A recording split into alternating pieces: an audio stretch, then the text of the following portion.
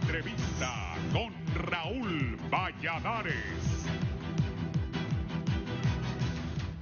No pasaron 48 horas desde que la concejal liberal Ana Paola Hall asegurara que el Consejo Nacional de Elecciones contaba con los equipos del Sistema Informático Electoral Preliminar, además de la tinta indeleble, para que una de las voces más activas del oficialismo desestimara ese extremo. A menos de 40 días de las generales, el dirigente del Partido Nacional, Fernando Anduray, denunció que la empresa MSA, responsable de transmitir resultados electorales preliminares, no ha traído ni los equipos ni el sistema operativo conocido como TREP. Al respecto, miembros del Consejo Consultivo, ente multipartidista cuyas decisiones no son vinculantes a las del Consejo Nacional Electoral, afirman que están siendo capacitados en este tema con pura teoría. Para Germán Lobo, miembro suplente del órgano electoral, se debe llamar a la calma, pues el sistema biométrico y el de transmisión de resultados serán un hecho el día de la jornada de las urnas. Al respecto, el representante del Programa de las Naciones Unidas para el Desarrollo en Honduras, PNUD, Richard Barate, insertó la queja en la polarización e incertidumbre en el contexto del proceso electoral. Anduray ha cuestionado el relajo en la contratación de la empresa que realizará el TREP. Contratan a una empresa que nunca ha transmitido en elecciones nacionales y nunca ha podido montar un proceso de emisión de resultados más que en pequeñas provincias, y que además presenta adulteraciones en las constancias que acreditan para su experiencia internacional, señaló el dirigente azul. La implementación del TREP en las elecciones generales del 28 de noviembre tendrá un costo superior a los 441.2 millones de lempiras. Fue certificado por el Instituto Holandés para la Democracia Multipartidaria, que señala a 3 empresas recomendadas para adjudicar los contratos, 2 compañías hondureñas y una extranjera.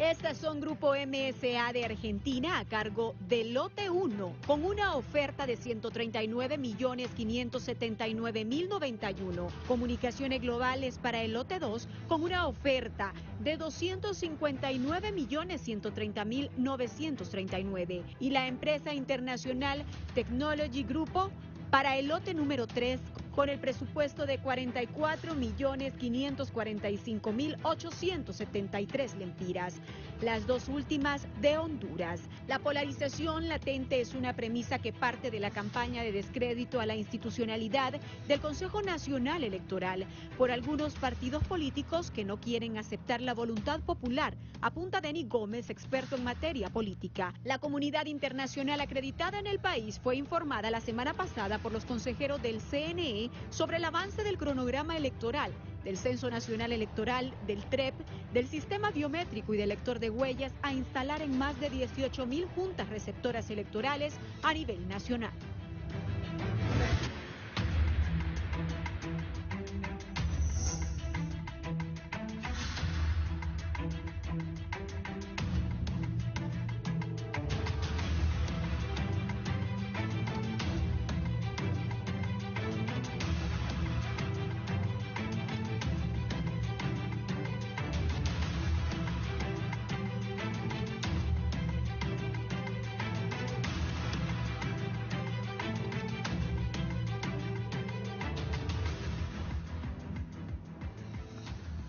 Buenos días, gracias por estar en la entrevista. Eddie, si me decís, por favor. Bien, voy a hablar hoy sin equipo biométrico para el TREP. PNUD afirma que está polarizado el proceso electoral. Voy a repetir porque a mí me gusta ser sincero. La empresa que contrató PBS, el PNUD, fue un desastre en el Registro Nacional de las Personas. Y ese Richard no sé qué, nunca da la cara y sigue escondido. Y los hondureños, empezando por los magistrados del registro, deberían decirlo, ya que todo les cae a ellos. Ese desastre es culpa del PNUD. Ellos contrataron la empresa, nos hacen gastar millones de dólares mensuales y hay que decírselo, pero como aquí somos tan papos, esto se lo copié a Carlos Flores, no se lo copié, se lo escuché. Aquí somos tan papos. Hay que hacer tal cosa, traigamos a alguien del extranjero, porque no hay uno bueno. Mentira, hombre. Sé que hay un montón de gente capaz. Por ejemplo, aquí el doctor Augusto Aguilar, que está a mi lado, ya lo voy a presentar. Ahí anda por toda Latinoamérica. Lo llaman a dar conferencias, él está en los procesos electorales, pero aquí no creemos ni en nosotros mismos, somos papos. Traemos extranjeros que vienen a chupar, a pajar la cachimbón en los hoteles, a conseguirse mujeres hondureñas para estar divirtiéndose. Es que es cierto, los hondureños somos papos. Yo no soy de ese criterio. Yo creo que Honduras tiene gente con mucho talento y mucha capacidad para hacer las cosas. Doctor Aguilar, bienvenido. Muchas gracias, buen día. Estamos aquí nuevamente en este programa que han escuchado y visto en todo el país, con toda la voluntad de que platiquemos, que conversemos acerca del proceso electoral que está en marcha y que culminará con la declaratoria de elecciones, no es con el día de las elecciones, con la declaratoria en la cual tiene el organismo electoral hasta 30 días después del 28 para confirmar o declarar quiénes son los que resultaron electos. Me dice aquí mi buen amigo y uno de los mejores radioperiodistas del país, Lesman Aníbal Morazán, salúdeme al doctor Aguilar, el hondureño versado en materia electoral. Gracias, Lesman, de parte mía y del doctor, por el saludo. Gracias. Saludo también a mi amigo Carlos Aguilar, allá en Versalles. Está la brisa, está heladito allá en Versalles. Saludos, Carlos, uno de los hijos del doctor Aguilar. Voy a saludar al director del Instituto Holandés para la Democracia, don Luis León. Buenos días, don Luis. Buenos días, Raúl. Un gusto saludarle esta mañana de miércoles. Un saludo también a nuestros compañeros de Filadelfo y don Augusto Aguilar, que siempre es un gusto y un placer poder tener un diálogo con personas tan capaces como ellos. Así que gracias por la invitación. Estamos aquí, pues, y esperemos que podamos darle una visión al pueblo hondureño de lo que está pasando y sobre todo cómo puede resultar el proceso electoral. Es una visión de análisis solamente. Un gusto, gracias. Lo veo bronceado, ¿va? Que anduvo en la playa. Ya me descubrió. No, es que ahí vi la foto, entonces sé que anduvo en la playa. Ah, eso fue. Eso, Sí. sí. Don Filadelfo, bienvenido. Buenos días, Raúl. A ver qué me descubre. Un placer estar con Luis León y con el maestro Augusto Aguilar. Para mí es un honor poder compartir con ellos mis opiniones sobre el proceso electoral hondureño, pero sobre todo mis mejores deseos porque salgamos adelante en esto, ¿verdad? Que el país pueda tener unas elecciones, repito, hasta la edad, no me cansaré de decir, pacíficas, transparentes y creíbles. Bien, ¿escucharon la denuncia de Fernando Honduray? Sí la escuché, no toda, pero sí, más o menos tuve una idea de lo que él está planteando en cuanto al atraso que hay con relación al equipo por parte de las empresas que fueron contratadas tanto para la dotación del equipo para la huella dactilar y también en la empresa contratada para la transmisión de resultados. Yo he hablado con don Luis León, hemos entablado una amistad. Y se acuerda Luis que le planteaba todo este problema del registro y le fui diciendo cada una de las cosas y no fallé, doctor. Sí. Todavía hoy, 20 de octubre, muchos hondureños no tienen la identidad. Sobre esa denuncia de Honduray, don Luis, ¿qué piensa? Y también de todo los problemas que hay a pocos días, exactamente a 1 mes y 8 días de las elecciones.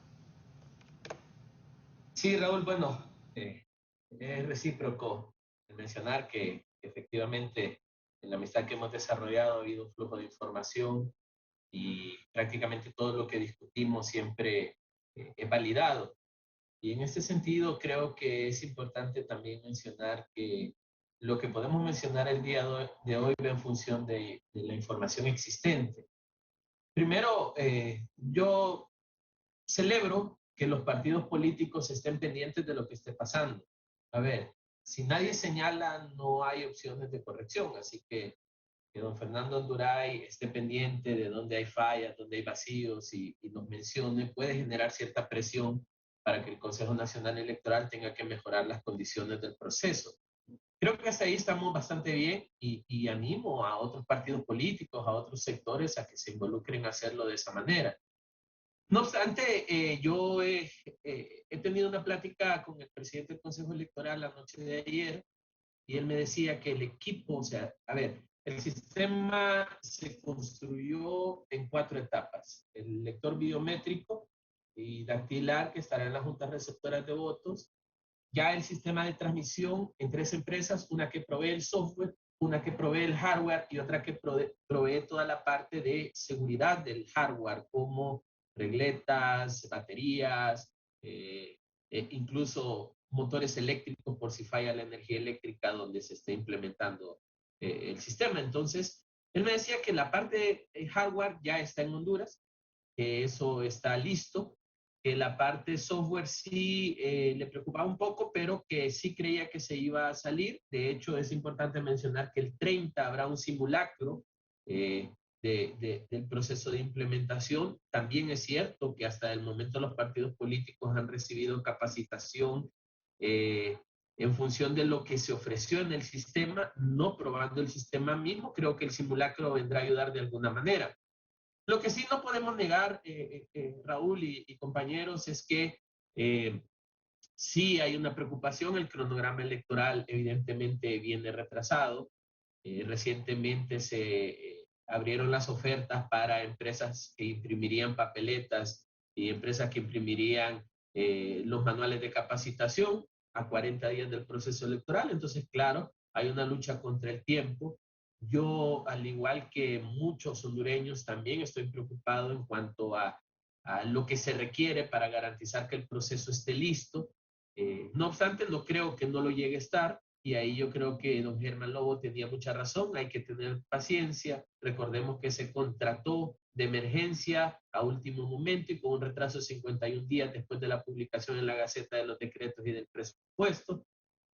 Entonces creo que al final hay que poner en la balanza, Raúl, primero lo que hace falta y segundo lo que no debemos hacer. Hace falta mucho trabajo técnico por parte del Consejo Nacional Electoral, teniendo en cuenta que, por ejemplo, Smartmatic, que es la empresa que proveerá todo el lector biométrico, todavía está en el proceso de estructuración de su sistema y su proceso. A nosotros como Instituto Landés nos han invitado en los próximos días a presentarnos cómo va a funcionar el sistema y queremos compartirlo con otras organizaciones para que puedan conocerlo. Entonces estamos en ese proceso de querer abrir el espacio a otros. No obstante, yo creo que entre lo que hace falta, que se ha tratado de hacer, y el virtual, perdón, totalmente el proceso electoral, yo creo que deberíamos inclinarnos por empujar todos a que el proceso se prepare y se arregle. Ahora, hay que ser honestos, no va a ser un proceso de alta calidad técnica como debimos haber esperado, como la reforma electoral sugería, pero entre que salgan relativamente funcionales y que no hayan, creo que la primera es la opción. Y segundo, el seguir sembrando que el proceso no va a servir, es seguir manteniendo un nivel de abstencionismo que es preocupante, teniendo en cuenta que el pueblo hondureño merece un proceso electoral que funcione, Raúl. Entonces concluyo diciendo, claro que hay preocupaciones, todos la tenemos, el Consejo Nacional Electoral no está saliendo públicamente a aclarar muchas de las cosas que debería aclarar. No obstante, sí se está haciendo un esfuerzo y creo que en este punto lo mejor es tratar de acuerpar el poco esfuerzo que haya para que el proceso salga lo mejor posible. Ya en este punto la calidad creo que es lo menos que deberíamos exigir a altos niveles, sino por lo menos que funcione. Licenciado Filadelfo, ¿y su lectura de esto cuál es?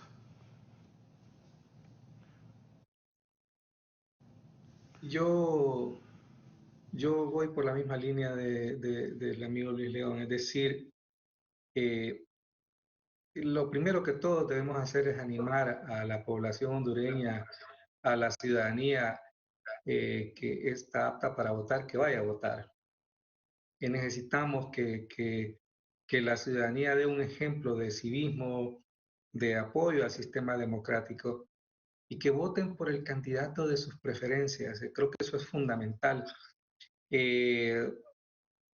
Desde hace mucho tiempo sabíamos que no se estaba cumpliendo el calendario electoral y que por lo tanto las cosas no van a ser fáciles. No vamos a tener ese sistema, digamos, óptimo que todos esperamos de un proceso electoral. Pero yo sí insisto, la calidad, yo más bien estoy enfocado en que los resultados sean creíbles, ¿verdad? Que la ciudadanía vea que valió la pena ir de su casa a un centro de votación para manifestar su voluntad soberana.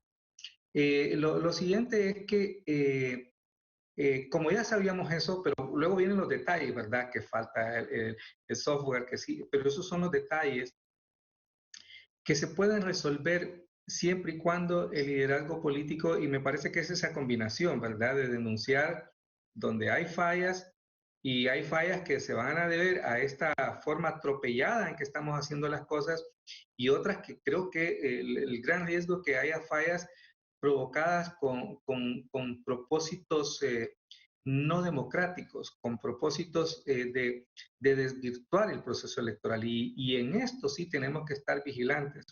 Yo acepto una falla técnica, yo acepto una dificultad, pero creo que ninguno de nosotros debe aceptar y debe denunciar de la manera más vehemente, de la manera más fuerte, una maniobra destinada a boicotear el proceso electoral, que puede venir de los propios partidos políticos. Y aquí es importante entonces este esquema de vigilancia. Creo que son dos cosas distintas, ¿verdad? Una, las fallas que son naturales, estas dificultades, y aquí todos tenemos que animar a que redoblen esfuerzos, a que trabajen más de las 24 horas que tiene el día para asegurarnos que las cosas van a funcionar hasta que se emita la aclaratoria de elecciones, como muy bien nos señalaba el maestro Aguilar. Ese es un punto para mí fundamental que tiene que haber. Y ahí creo que es el gran reto que los hondureños tenemos, el gran reto de asegurar porque es interesante, venimos de una incertidumbre muy alta de que no van a haber elecciones, que la ley electoral, que no se aprueba, que no se contratan las empresas, y finalmente aquí estamos, a menos de 40 días de las elecciones. Y el panorama electoral, fíjese que fuera de estos, digamos, estos enredos de administrativos, si pudiéramos llamarle así, las discusiones en la ciudadanía son si la alianza, que por quién voy a votar. Es decir, hay un ambiente electoral. Ya la gente está tomando decisiones. Entonces, a la parte de ese entusiasmo que ya se está generando en torno a las elecciones, creo que todos debemos apoyar y darle este mensaje de ánimo. Yo, aunque los he criticado, yo animo al Consejo Nacional Electoral, al Registro Nacional de las Personas. Ayer estaba escuchando, por ejemplo, que solo tenemos un centro de votación en Francisco Morazán y que hay ciudadanos sin documento de identidad en todo el municipio, que incluye varias aldeas. Entonces hay que hacer un esfuerzo. Hay que hacer un esfuerzo para que la ciudadanía pueda tener todas las herramientas y cumplir con su deber ciudadano. Y hay que apoyar para que esto se haga. Sí, por aquí, un miembro del Partido Liberal, el abogado Wagner Mayecillo, dice: buenos días, Raúl. Una pregunta para don Augusto Aguilar. ¿Cuándo comienza y cuándo finaliza el periodo electoral? Gracias. Bueno, quisiera primero, antes de contestar, bueno, pues voy a contestar la pregunta. Bueno, el periodo electoral comienza desde el llamado que se hace a los partidos políticos para que inscriban movimientos para las elecciones primarias. Ese llamado se hace 8 meses antes de las elecciones primarias. Desde de esa fecha comienza el proceso electoral. Ese es el concepto que yo tengo. Y finaliza hasta la declaratoria después de las elecciones generales, que la ley establece hasta 30 días para que lo haga el organismo electoral, ese hecho. Y que en ese momento es cuando todos se dan cuenta quiénes son los que resultaron electos, aun cuando después hayan impugnaciones, reclamos o peticiones de nulidad. Pero sí quisiera hacer un comentario en función de lo que estábamos hablando con relación al equipo y la tecnología que se va a utilizar. Dice que yo soy un lector asiduo de los editoriales de La Tribuna que escribe el ingeniero Carlos Flores. Y siempre él ha dicho, y estoy totalmente de acuerdo con él, en que para muchas cosas siempre se recurre a los recursos humanos o a profesionales o con empresas extranjeras, cuando en Honduras tenemos toda la capacidad para poder llevar a cabo cualquiera de estas actividades que solo se llama a personas del exterior. Fíjese, Raúl, que nosotros estamos tan preocupados y en esta tarea desde hace tiempos con eso de la contratación de las empresas que van a hacer transmisión de resultados. Casi todos, por no decir todos los organismos electorales de América Latina tienen su propio equipo, su propio personal, su propia tecnología. No existe ese problema de andar contratando empresas extranjeras para hacer la transmisión. Y aquí, ¿cuál es el factor, cuál es el elemento por lo cual estamos haciendo eso? Por la enorme desconfianza que hemos cultivado o que hemos acumulado después de tantas experiencias. Vea usted, solo en Honduras es que los partidos políticos nombran a los miembros de mesa. ¿Por qué? Por la enorme desconfianza.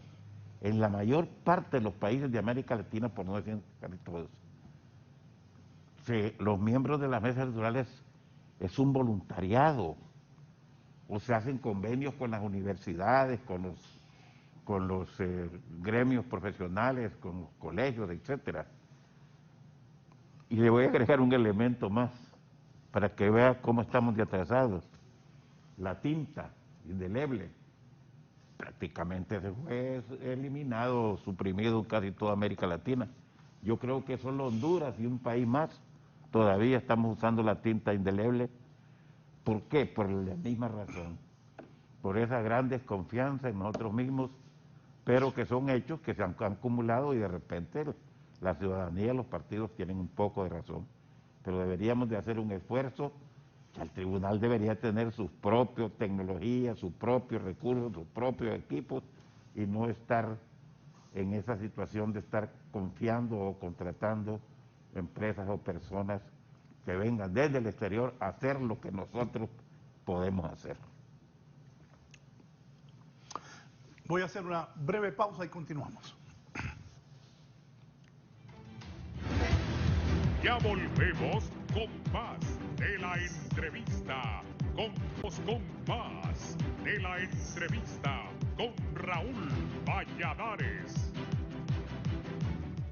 El secretario de Estado de Estados Unidos, Anthony Blinken, criticó al presidente Nicolás Maduro por retirarse de los diálogos con la oposición en México tras la extradición del empresario colombiano Alex Saab, de quien se sospecha es testaferro del régimen venezolano. En una rueda de prensa en Quito, tras una reunión con el presidente ecuatoriano Guillermo Lasso, Blinken declaró que le parecía lastimoso que el régimen de Maduro se haya retirado del diálogo en México. Esto es indicativo, desafortunadamente, de que Maduro pone su interés y luego el del pueblo venezolano. Acerca de la extradición de Saab a su país, Blinken afirmó que es importante subrayar que tenemos un poder judicial independiente en Estados Unidos, donde es acusado, al igual que en otros países, de delitos como conspiración, lavado de activos y enriquecimiento ilícito en 9 países. El régimen de Maduro nombró a Saab parte del equipo diplomático de negociadores en México, lo que no impidió que fuera enviado desde Cabo Verde a territorio estadounidense. Este ha sido un informe para 11 Noticias.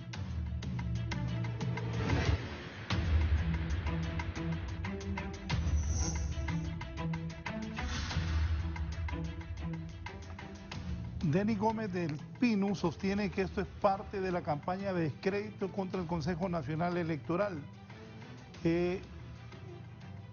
¿Las explicaciones de la gente del Consejo Nacional Electoral son las correctas o no, don Luis León? Mire, yo creo que hay todo un antecedente, Raúl, primero, en cuanto a todo lo que se ha dicho alrededor de si las empresas son o no son correctas, si realmente son o no son corruptas, o si realmente pueden o no pueden hacer el proceso. Primero que nosotros como Instituto Holandés fuimos observadores de la evaluación de las empresas, no así de la adjudicación ni contratación, aunque asistimos a un evento donde firmaron los contratos. Y lo que vimos fue que las empresas en el papel, Raúl, cumplían con los papeles y con lo que se solicitaban los pliegos de condiciones. Una vez que la comisión evaluadora recomendaba al pleno de consejeros qué empresas se debían contratar, ya la evaluación técnica y real de la documentación, verificación y todo eso debe hacerse. Entonces, cuando en aquel momento salió una denuncia del Partido Nacional diciendo que una de las empresas había adulterado los documentos y que se sostiene que adultera documentos, creo que el Consejo Nacional Electoral debió aclarar muchas de estas cosas. Después sale el Consejo Nacional Anticorrupción diciendo que las 4 empresas han presentado problemas en sus procesos en otros países y que las hondureñas han quedado mal con el Estado en contrataciones. Yo lo que pienso es, Raúl, hace falta una explicación un poco más profunda por parte del Consejo Nacional Electoral para calmar un poco la ansiedad, y yo estoy de acuerdo con don Augusto, donde ya después de 40 años de democracia sigamos contratando empresas. Yo creo que ya después de todo lo que se ha contratado, algún equipo deberíamos tener para hacer las cosas nosotros mismos y crear institucionalidad, no estar derogando miles de millones de lempiras cada 4 años en un sistema que después se guarda en una bodega, sino miremos lo que pasa con la denuncia que está manejando el Ministerio Público con el Tribunal Supremo Electoral. Ahí están todos esos escáneres guardados, ¿por qué no se utilizan? Entonces, a mí me parece, Raúl, que falta un poco más la explicación del Consejo Nacional Electoral, que también puede prestarse, si lo hace, a que los señalen, los ataquen. Entonces, políticamente es muy difícil accionar en este país cuando cualquier cosa que se dice se malutiliza. A ver, aquí a veces, y bueno, Filadelfo tal vez podrá dar fe de esto, don Augusto, a veces uno hace un análisis y dentro del análisis no sale muy favorecido algún sector, básicamente lo señalan a uno del otro, o viceversa, porque creen que todo está polarizado en Honduras. Entonces, si el Consejo Nacional Electoral sale también, puede prestarse a más señalamientos del que ya tiene. No obstante, creo que todo lo que ha pasado alrededor de las empresas debería servir para que el Consejo Nacional Electoral pueda tomar medidas precautorias de frente a las fallas que puedan tener estas empresas. Y en esto hay que ser honesto con el pueblo hondureño. Mire, yo creo que a los hondureños no hay que engañarlos. Empresas megamillonarias como WhatsApp se nos caen, Facebook se nos cae. Que este sistema que se nos va a implementar no se va a caer. Es venderle al pueblo hondureño una falacia. La probabilidad que este sistema falle y se caiga es latente, es existente.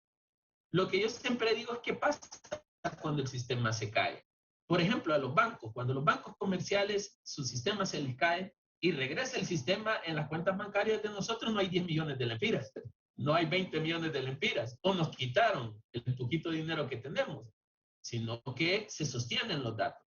Entonces, lo que debería garantizar el Consejo Nacional Electoral es qué pasa en las caídas del sistema.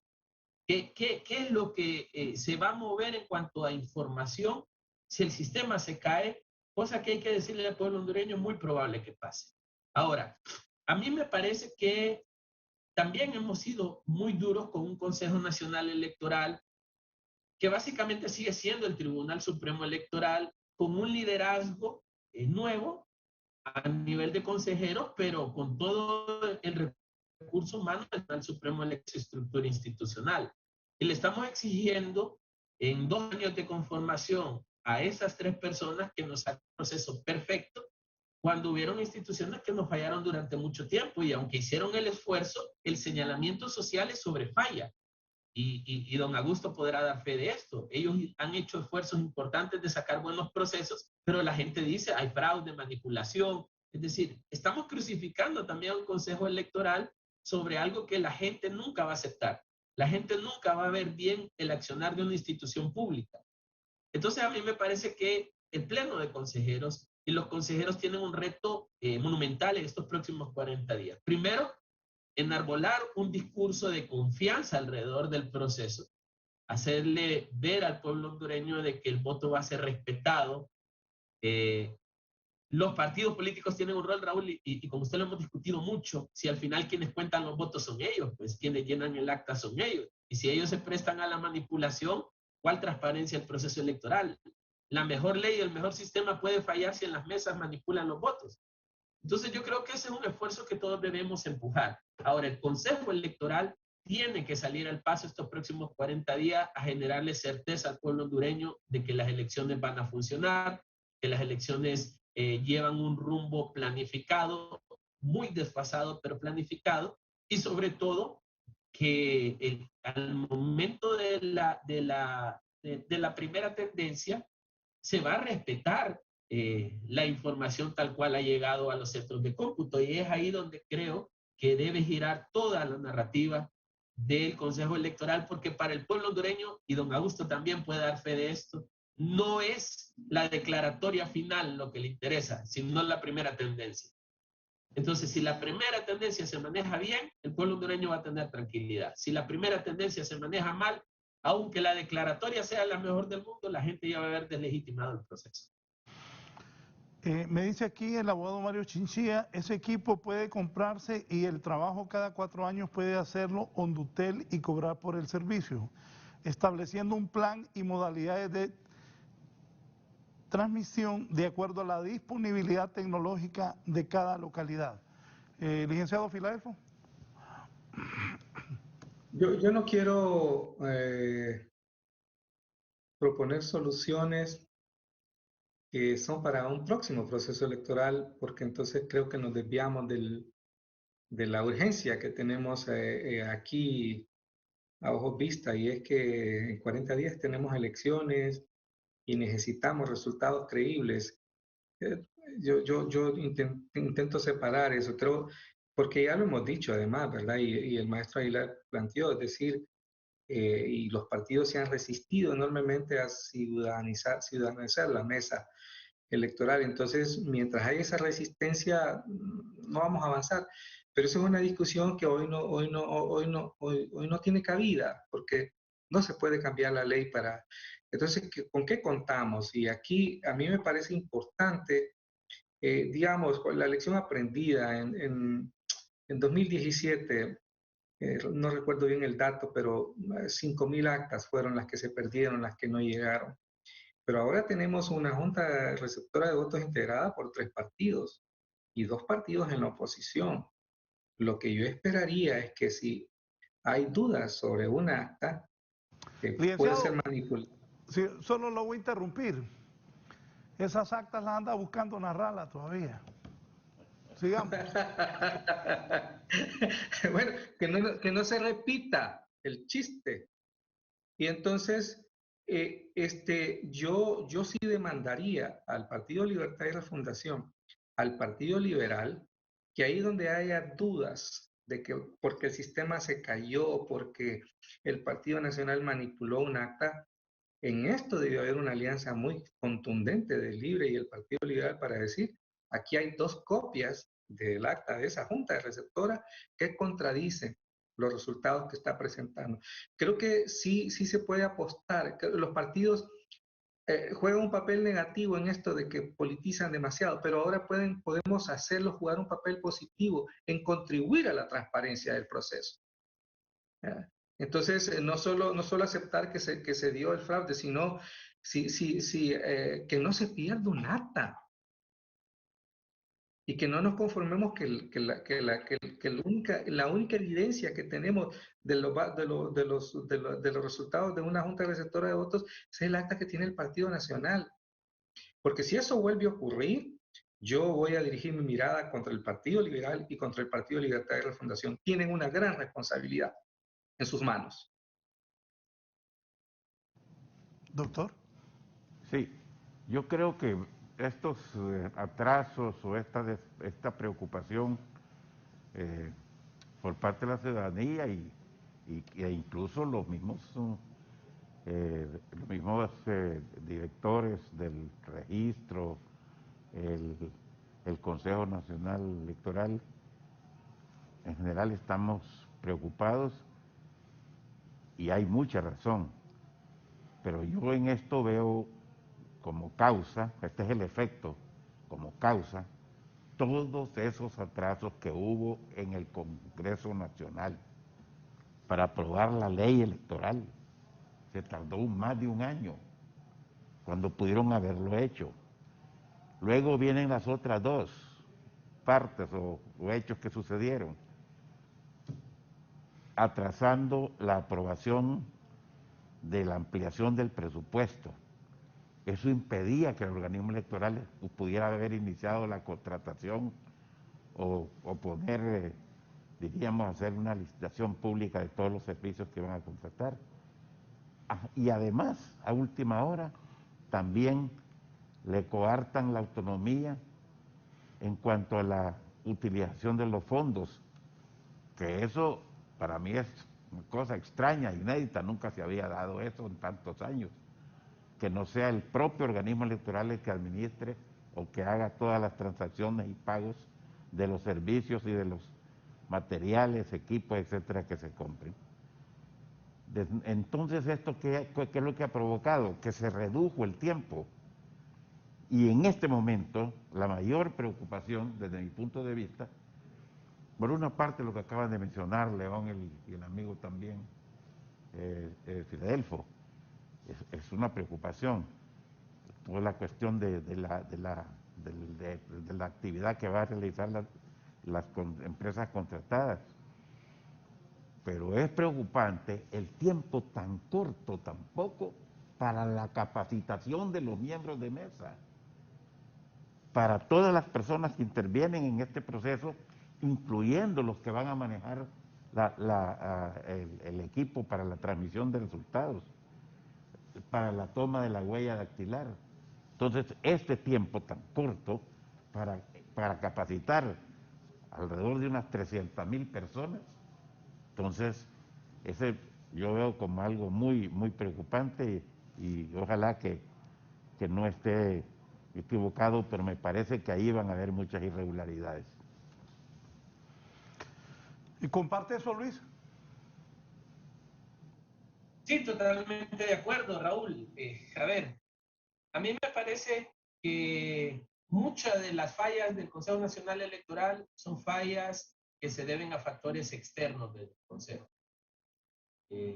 Pese a las diferencias políticas que existen entre los consejeros, que están ahí, que son evidentes, que nadie las puede esconder y que van a seguir ahí y que el día de las elecciones se van a ver más marcadas, ellos han intentado hacer un buen trabajo y eso hay que reconocer. No obstante, no podemos deslindar la responsabilidad de los políticos en este proceso, donde el Congreso Nacional de la República quiso fungir como un ente paralelo administrativo electoral, cuando realmente no es su rol. El rol del Congreso Nacional no era verificar qué empresas iban a hacerlo, cómo lo iban a hacer, cuánto iba a costar, qué tipo de metodologías se iba a implementar. Y eso denota lo que veníamos hablando anteriormente, la politización que tenemos en Honduras de todo. O sea, literalmente en Honduras todo es político partidario. Entonces, claro, pasa factura el tener que estar negociando cada cosa que hay que hacer dentro o entre los partidos políticos. Entonces ya a este punto el Consejo Nacional Electoral está con la cuerda al cuello, debe sacar un proceso. Sí, ellos han hecho un compromiso sólido de entregarnos un proceso electoral y de que en Honduras hayan elecciones, y hasta el momento pues parece que ese compromiso lo quieren cumplir. Pero hay muchas cuestiones que debemos evaluar, y ahí estoy de acuerdo con Filadelfo. De repente nos anticipamos a los anhelos que tenemos como ciudadanos, a un sistema que funciona, y empezamos a mencionar cosas que deberíamos aspirar para 2025. Pero ¿qué es un hecho, Raúl? Que hay que hablar de reforma electoral después de estas elecciones, es casi inevitable. Esa ley electoral es una ley que tiene muchas ambigüedades, es una ley que debe revisarse, y sobre todo es una ley construida alrededor de 3 partidos políticos, habiendo 14. Segundo, hay que construir institucionalidad, y creo que un paso al que debemos aspirar es a instituciones sólidas e independientes. Y tercero, creo que debemos construir nuestros procesos electorales con mayor antelación. Comúnmente las instituciones que manejan el proceso electoral durante 2 años están bastante pasivas, haciendo temas administrativos. Creo que deberíamos empezar a prepararlo con más tiempo, pero eso es a futuro. El hoy que nos compete pasa por varios problemas. Primero, tratando de hablar un poco, sin desviar el tema de lo que usted mencionaba, Raúl, todavía tenemos problemas con el documento de identificación. Y ese es un factor externo al Consejo Electoral. Cerca de 700,000 documentos de identificación no se han entregado. Se extendió el plazo hasta el 15 de noviembre, pero el registro está esperando que la gente llegue a traerlo cuando ya quedó evidenciado que la gente no va a llegar a traerlo.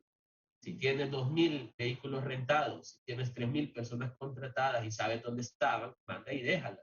No dejas que el tiempo te agobie. Entonces ese será un factor que puede ser determinante el día de las elecciones. Segundo, yendo al tema que competía el programa, y es el lector biométrico, necesitamos probar bien eso. Yo siempre he pensado que era innecesario el lector biométrico per se en las mesas o juntas receptoras, porque si todos los que vamos a votar con el nuevo documento de identificación, ya estamos verificados como personas vivas. Y ya está verificado que andamos un documento que nos pertenece. Sin embargo, en la ley quedó estipulado, hay que cumplirlo, y la preocupación es el uso del equipo tecnológico.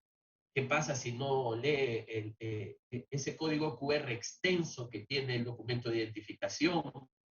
Y si la persona que llegó, su huella no está leíble porque es granjero, porque es soldador, porque es albañil, o porque está herido simplemente, y no hay lector QR, ¿qué va a pasar? Entonces creo que hay muchos temas técnicos que hay que afinar ahí. El tema de bioseguridad es fundamental. ¿Cómo se va a manejar un proceso electoral donde esperaríamos que mínimo vote el 60% del padrón electoral, si la gente así quiere hacerlo?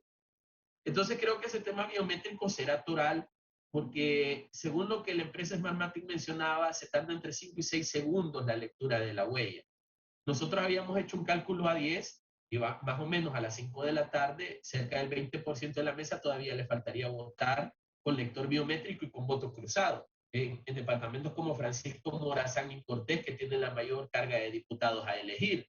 Y ahí también jugará un rol, algo que hemos hablado con don Augusto, el voto en plancha, algo que se va a exigir, que va a presionar, y que no sabemos qué efecto va a tener en la lucha política partidaria. Y de ahí todo lo técnico. A mí me parece que hay mucho que arreglar todavía, muy poco tiempo. Y aquí es donde yo creo que las instituciones deberían ser proactivas. A ver, todavía a 40 días del proceso electoral, las instituciones quieren llegar a 10, sumando de 2 en 2, 2, 4, 6, 8, 10, y ese proceso ya no nos da el tiempo. Creo que ahora es más fácil buscar un 5x2 y llegar a 10 de manera más rápida para garantizar la funcionalidad del proceso, porque ese tema que mencionaba don Augusto es preocupación nuestra, la capacitación.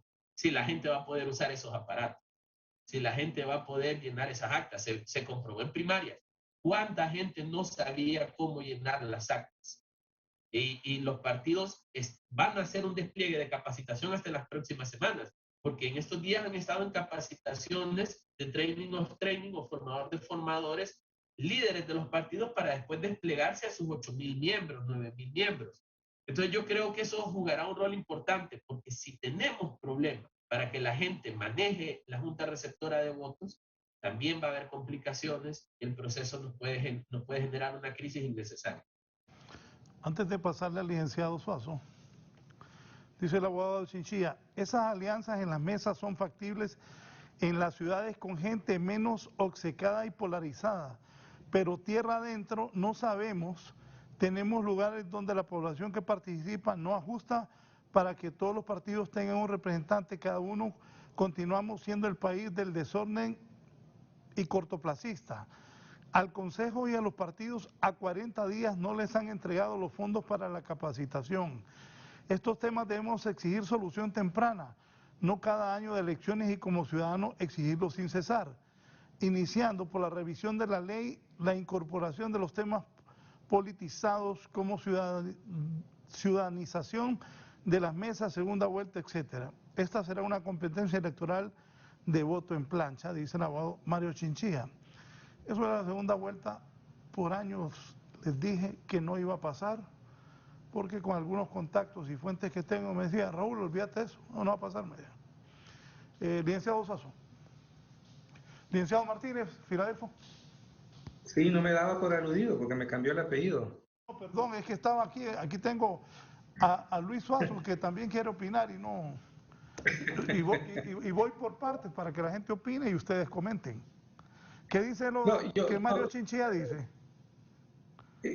Yo quiero repetir, es que tenemos la opción esta de quejarnos. Y aquí, y si yo me quejo del cúmulo de insatisfacciones, de irregularidades que hay en todo este proceso electoral, puedo llegar a la conclusión errónea de que entonces no hagamos elecciones. Si ya damos por sentado que no que la capacitación, que el 20% no va a votar, entonces yo me pregunto, entonces, ¿qué sentido tiene hacer esto si vamos a dejar que un 20% de la población hondureña no pueda manifestar su voluntad soberana, insisto? Entonces, el tema es el otro, ¿verdad? Es decir, y esto, y si por esa vía vamos entonces a desembocar en una crisis de dimensiones insospechadas, ¿verdad? Y de consecuencias que podemos barruntar, pero no saber hacia dónde vamos a llegar. Por el otro, en este afán de contribuir a que Honduras salga de este problema que ya tenemos 12 años de estar en este debate, de todas las dificultades. Necesitamos, como bien decía Luis León, para 2025 tener una mejor ley electoral, ¿ok? ¿Verdad? Entonces necesitamos debatir sobre cómo construimos esa institucionalidad que sea propia y que pueda funcionar cada 4 años. Todo eso es perfecto, todo eso lo necesitamos. Y hay suficientes lecciones aprendidas como para poder decir qué es lo que no se puede hacer. Creo que nos falta definir con mayor claridad qué es lo que se debe hacer para que eso funcione. Como a mí me sorprende Perú, por ejemplo. En Perú los resultados electorales son bien reñidos y no hay mucho debate sobre los resultados electorales. Ahí, entonces mi lección es que ahí hay una institucionalidad electoral muy sólida. Muy sólida. Estamos lejos nosotros solo para compararnos con un país. Solo lo interrumpo porque yo seguí ese proceso de Keiko Fujimori y el presidente Pedro. A las 7 de la noche, bueno, el doctor debe saber, usted estuvo ahí, ¿no? Sí. A las 7 de la noche, Keiko Fujimori se abrazaban y decían que Keiko era la presidenta. A las 9 de la noche, Pedro Castillo, el primer resultado del tribunal le daba ya la victoria. Licenciado, y pasó, licenciado Filadelfo, y pasaron varios días hasta que se decidió la elección. ¿Va a pasar eso en Honduras? La vez pasada decían que Narrala había ganado. El tribunal, el primer cómputo, lo dio a favor de Narrala, similar a Perú. Pero después vinieron los votos rurales y ganó Juan Orlando. Después ahí andaba en las calles la gente. Yo de verdad no quiero que la gente vaya a la calle a protestar, a quemar carros, a quemar locales. No hay muertos. ¿Qué va a pasar? Porque eso pasó en Perú. hasta los días declararon a Pedro Castillo presidente. Pedro Pablo Kuczynski. ¿Ah? Pedro Pablo Kuczynski. No, Castillo. al de ala Castillo, ancha. al Pedro sombrero. Castillo. Ah, ya. Estoy en lo correcto. A ese lo quitaron. ¿Qué va a pasar, licenciado? ¿Vamos a volver a ver eso? Pero exactamente, pero en Perú, aunque había toda una tensión porque el resultado no se definía, no tuvieron la crisis que nosotros tuvimos, con muertos y todo, a eso me refiero. Entonces, creo que hay que caminar en eso, en evitar que tengamos una crisis, y aquí no me comparo con Perú, me comparo con Honduras en 2017, y esa es la gran posibilidad que nosotros tenemos, de que cualquiera pueda deslegitimar, pueda rechazar los resultados que presente la autoridad electoral, y entonces se desate una situación de crisis en el país, que les digo, por Dios, yo no quiero que se repitan los sucesos de 2017. Y para eso es que todos debemos contribuir, y creo que se puede trabajar, como dice Luis León, en algunos casos a paso redoblado, 2 por 5 para llegar a 10, y en otros casos generando esa confianza, demandando de los partidos políticos, porque si no, entonces yo le digo, y lo que voy a hacer es que no voy a aceptar más invitaciones a programas, y voy a esperar entonces el 1 de diciembre para condenar la violencia en el país, y ya, no hay más que hacer. Y el gran papel que nosotros tenemos es demandar, ¿verdad?, que el Consejo Nacional Electoral cumpla su papel, que estas empresas puedan cumplir. Hay que hacer una presión, y eso es pertinente, es necesario, pero por el otro lado tenemos que generar un ambiente de confianza, no de confianza en estos liderazgos desgastados, perversos, fraudulentos, sino confianza en que Honduras puede construir un proceso electoral y puede salir de este atolladero, que es la confianza en nosotros mismos, a la que yo estoy apostando. Pues yo no quiero seguir en esto, ¿verdad? Si usted nos pone aquí un inventario de todas las dificultades, nos agarra todo el programa diciendo todo lo que hace falta para poder, y no estoy aquí diciendo que apoyo a X o Y, estoy diciendo que las elecciones son una ventana, una oportunidad para que Honduras pueda salir de esta crisis. De esa manera es que tenemos que mirar, no cerremos la ventana sin haberla intentado abrir. Y entonces, pero si desde ya estamos diciendo, y en eso, para mí lo impresionante es que quienes más incertidumbre han generado en todo esto, quienes más han facilitado este cuestionamiento del sistema electoral, son los propios partidos políticos. Son los que menos contribuyen a eso. Y ahí están y aparecen así, quejándose unos y otros, denunciando. Y hay unos que aquí todos los conocemos, ¿verdad? Sus trayectorias políticas, ¿verdad? Cómo ha sido sus de maniobras. Y entonces yo presentan una denuncia y yo leo bien la letra, ¿verdad? Para entender lo que está diciendo.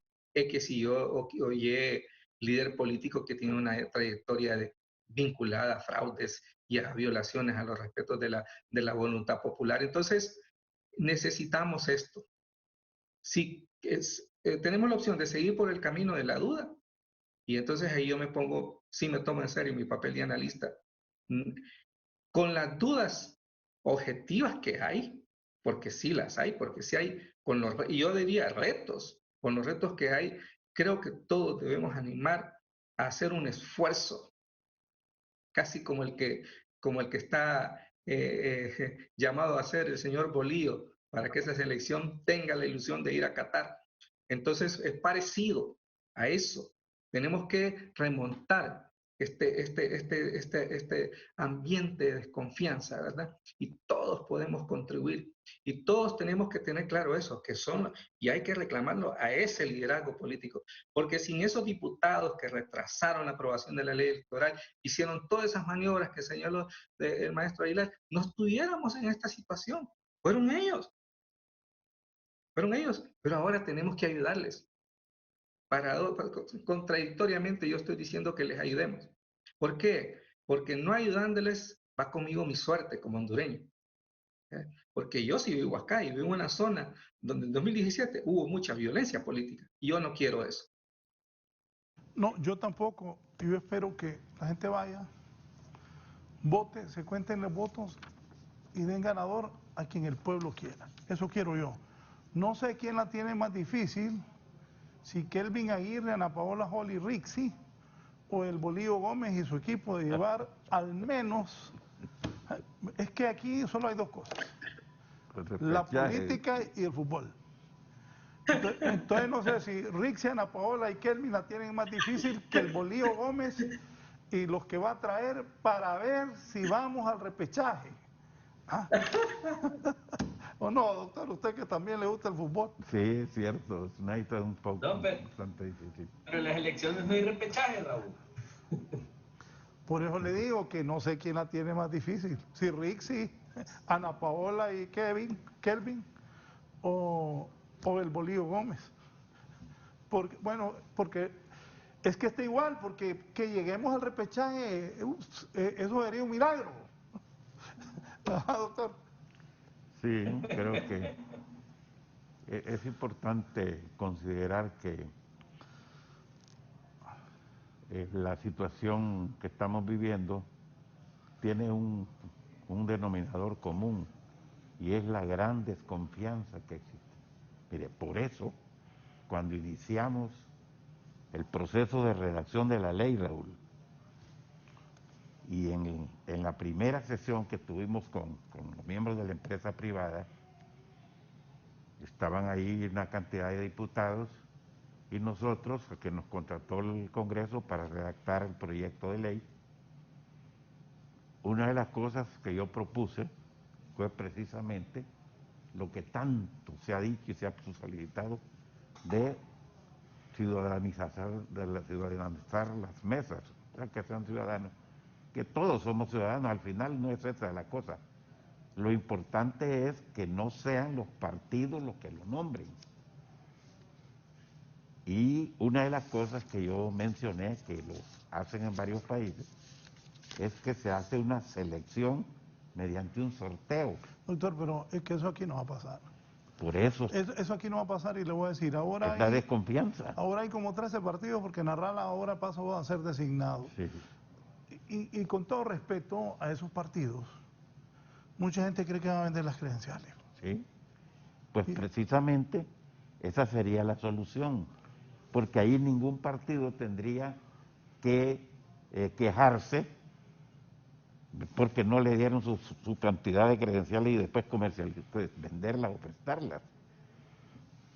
Si de las 300 personas que aparecen en el censo o el listado de una mesa, de esas 300 se hace el sorteo de los 5 propietarios, los 5 suplentes, entonces, ¿qué es lo que hacen en muchos países? Es más, otros han avanzado tanto que ya ni siquiera sorteo hacen, sino que es un voluntariado. Y para las personas que participan en eso es un honor. Y el caso más emblemático es el de Chile, en donde los miembros de mesa son vitalicios. Entonces, me parece que el factor común, como decía al principio, es la enorme desconfianza. Pusieron el grito en el cielo los diputados cuando se hizo esta propuesta, que lo mencionamos nosotros, de que la integración de las mesas se hiciera mediante sorteo. Y muchas otras cosas, por lo de la segunda vuelta, usted ya lo mencionó, que aquí no se iba a dar. Desde el principio el partido de gobierno se opuso rotundamente y por eso no se pudo aprobar lo de la segunda vuelta, que es una solución que han encontrado los partidos políticos para ir a un repechaje, y eso le da más confianza y más, más probabilidades a que desaparezcan los conflictos.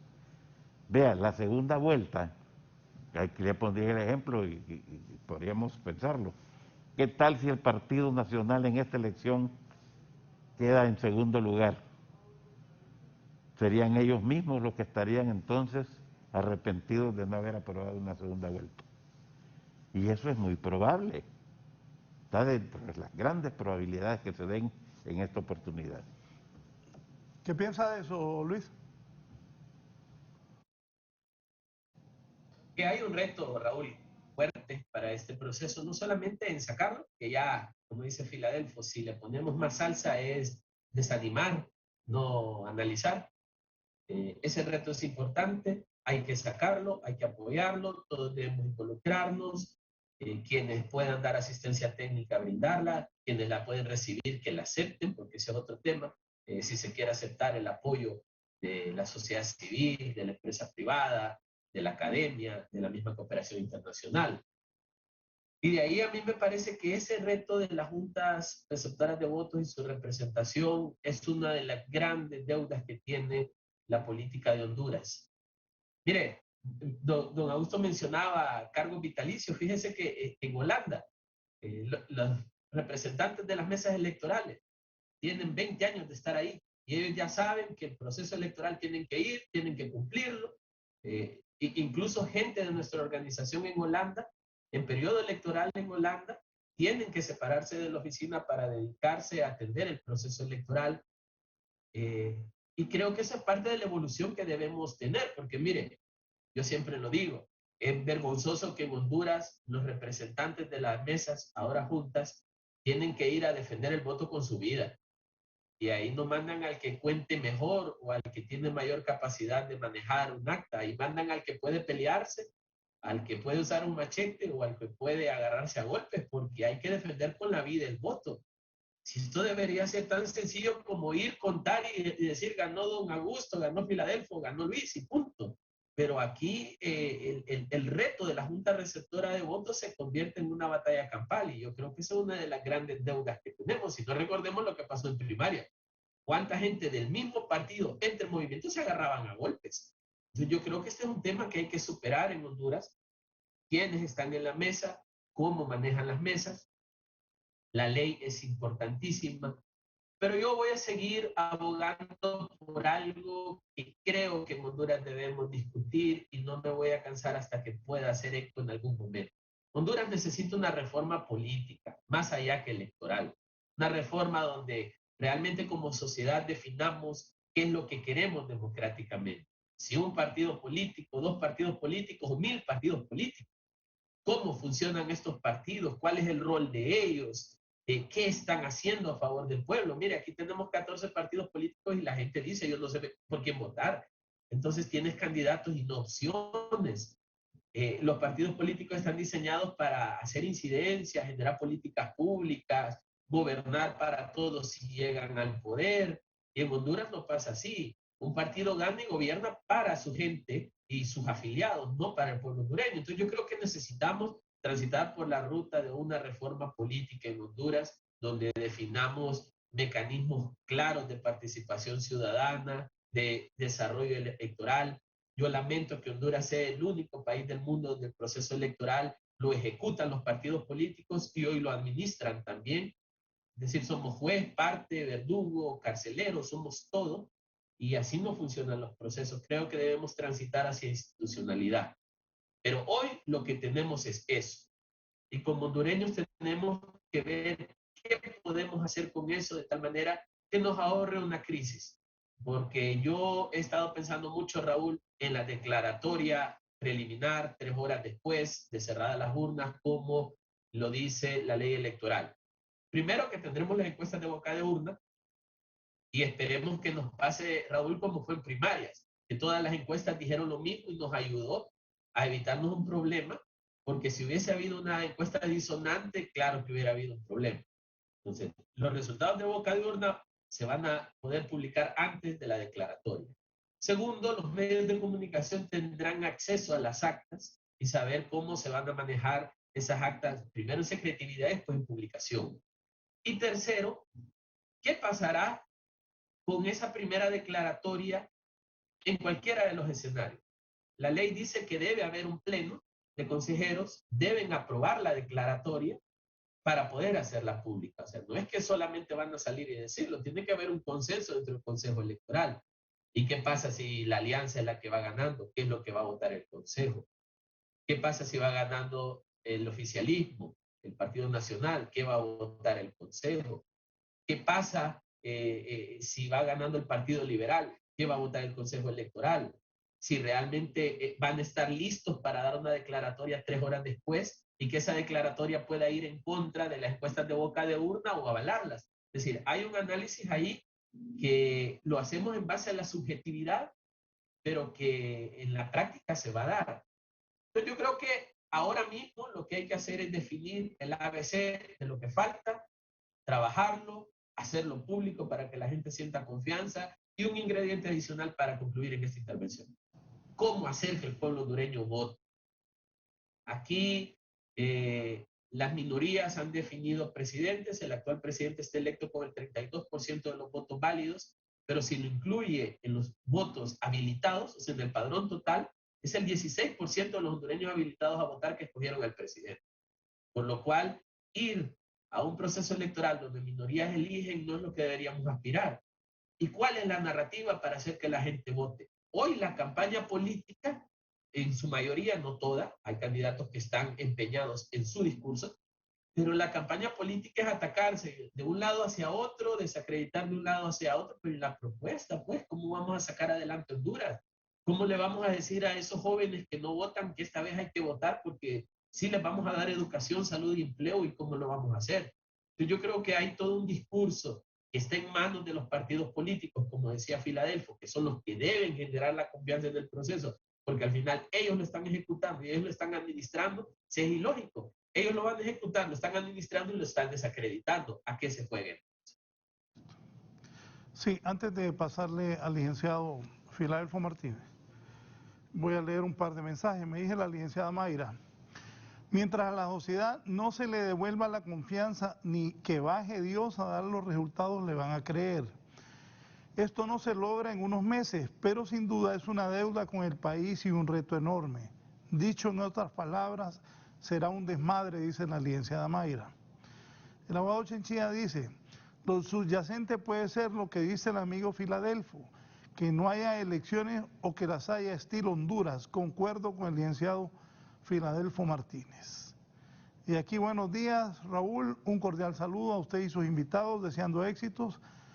Por ahí hay rumores fuertes que las credenciales las quieren dar sin nombre. Entonces, ¿dónde está el cambio? Licenciado Filadelfo. Yo coincido con Luis en el sentido de que debemos preocuparnos por los partidos políticos. En realidad, una explicación del deterioro de la democracia y de las dificultades que tenemos ahora es que en los últimos años fuimos perdiendo los partidos políticos todos. Se convirtieron en maquinarias electorales, fueron penetrados por el crimen organizado. Muchas campañas electorales son financiadas por el crimen organizado y eso, ahí están las evidencias, no estoy inventando, no estoy diciendo nada nuevo.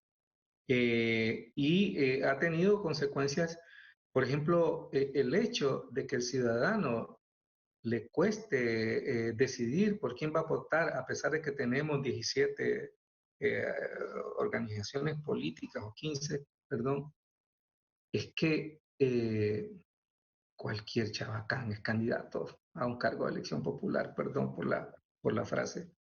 Es decir, los partidos políticos dejaron de ser las instituciones que construían un ideario político, que capacitaban a sus cuadros para poder optar a un cargo de elección popular. Hoy todos estos procesos desaparecieron, entonces, porque lo que hay son maquinarias, ¿verdad?, encargadas de funcionar, y gana el partido que tiene más dinero, no gana el partido que tiene la mejor propuesta, gana el partido que tiene más dinero y el control de todas las estructuras político-electorales. Por eso es que este pleito, así es como uno empieza a entender por qué se da este pleito. Entonces, si queremos renovar la democracia, tenemos que hablar de los partidos políticos. Yo coincido con Luis en un necesario debate sobre este tema, pero también es para después de noviembre que esto se va a poder hacer. Por ahora, el tema es que son todos estos elementos que tenemos ahí y yo, fíjese que cosa tan sencilla, son tres consejeros y suponga que va ganando no uno de los tres partidos que se mencionan, sino que va ganando uno de los partidos que no se menciona. Suponga, ese es un escenario no probable, pero que entre las posibilidades está. Y lo que les toca a ellos es dar un anuncio diciendo quién va ganando. Pero sí, ese resultado va a ser objeto de una tensión, de una negociación, ahí estamos aceptando la desnaturalización del ente denominado Consejo Nacional Electoral. Lo que ellos tienen que leer son los resultados inobjetables, que están sustentados en las actas, ¿verdad?, que provienen de cada una de las juntas receptoras de votos. No debería existir un debate en torno a eso, pero todos damos por sentado que va a haber un debate sobre ese tema y que entonces las aguerridas se van a unir contra Kelvin. Y entonces yo digo, ¿en qué momento nosotros terminamos aceptando esto de manera tan paladina que no podemos exigirle a ese Consejo Nacional Electoral que cumpla con su función constitucional? Perdonen. Totalmente de acuerdo, totalmente de acuerdo. ¿Ah? Entonces, y ahí sí tenemos que ponerlos en la esquina del cuadrilátero, a darle duro para que cumplan con sus funciones. No pueden, no deben.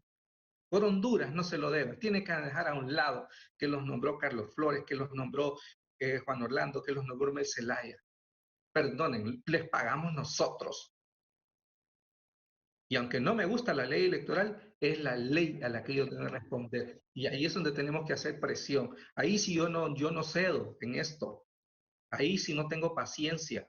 Porque no jugamos ese destino de Honduras que puede irse por la irresponsabilidad en la que ellos pueden caer en una situación de crisis política. Yo insisto, no quiero una crisis política provocada por la inmadurez de unos consejeros electorales.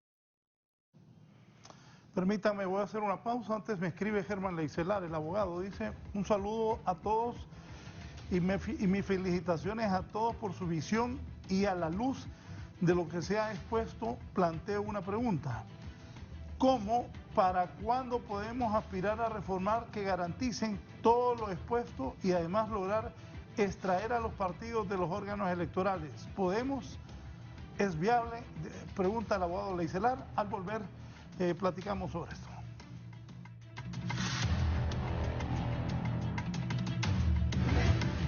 Ya volvemos con más de la entrevista con Raúl Valladares.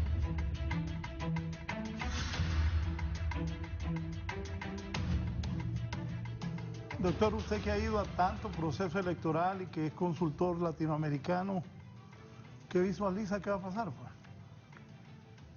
Bueno, yo visualizo que en términos de probabilidades que puede generarse una crisis, sobre todo si los resultados no son lo suficientemente amplios en cuanto al que obtenga el primer lugar y el segundo lugar. Generalmente eso sucede en cualquier proceso electoral, que hay probabilidades de crisis cuando las diferencias son muy reducidas. Por supuesto depende de la cultura, de la democracia en cada país. Yo menciono, y para ilustración nuestra, del caso más importante que yo he visto en esto de los resultados reducidos en una elección, y es el caso de Costa Rica, que en el 2006, en donde el presidente Arias ganó las elecciones con una diferencia de menos del 0.5%. Entonces, el candidato perdedor, y la ley en Costa Rica lo permite, pidió que se hiciera un recuento de todos los votos y en todas las urnas y en todos los centros de votación. Y se hizo. Eso tardó más de una semana. Y el resultado fue exactamente el mismo. Y cuando lo interesante de esto es que el perdedor, la diferencia fue por unos 3,000 votos, cuando le pide y dice que solicita que se haga un recuento. Y el ganador, el presidente Arias, dijo perfectamente que se haga. ¿Usted cree que eso podría pasar aquí? Ni pensarlo. Entonces eso depende mucho de de la cultura, de la educación, de los avances democráticos y, por supuesto, los partidos políticos que juegan un gran papel en esto. Entonces yo creo que ojalá que no suceda así, pero sí estamos con muchas probabilidades de que se genere nuevamente otra crisis. Que se genere otra crisis, Luis. Bueno, yo me voy un poco más atrás. Estamos en crisis, Raúl. La verdad es que la crisis política que arrastramos desde el golpe de Estado es una crisis latente. Por momentos se calma, por momentos se agudiza. La reelección inconstitucional agudizó, obligó a la reforma electoral, que era algo que se venía hablando desde el 2004, 2006, una reforma electoral. Eso lo obligó. Claro, la misión de observación de la OEA y de la Unión Europea desnudaron a cabalidad nuestra calidad de proceso. La reforma que se planteó no se cumplió. A ver, si nosotros somos objetivos, ¿qué de la reforma se consolidó? Todo está a término 3/4, como diríamos cuando vamos a comer y pedimos la carne. Estamos a 3/4, nada se cocinó totalmente. Entonces yo creo que tenemos una crisis que se disfraza de acuerdos políticos en algún momento, pero que es evidente que está ahí cuando los partidos políticos deslegitiman el proceso en el que van a participar. O sea, tú no puedes deslegitimar el ejercicio que vas a desarrollar. Entonces yo creo que la crisis puede agravarse dependiendo de los resultados, dependiendo también de la participación ciudadana en la votación, dependiendo de la implementación de los sistemas tecnológicos, dependiendo de cómo esto afecta, primero, las cuotas de poder y las negociaciones políticas, que todos sabemos que existen, y segundo, cómo puede fracturar o consolidar esto alrededor de esas negociaciones. Entonces a mí me parece que al final la crisis que venimos arrastrando, que es de políticos, por políticos, para políticos, el pueblo hondureño la ha identificado, por eso la movilización ciudadana es muy escasa. No descartamos que pueda haberla, claro que puede haber una movilización en caso de, pero la gente también ha entendido que los políticos al final se ponen de acuerdo ellos y que a veces el proceso electoral no es respetado ni por ellos mismos.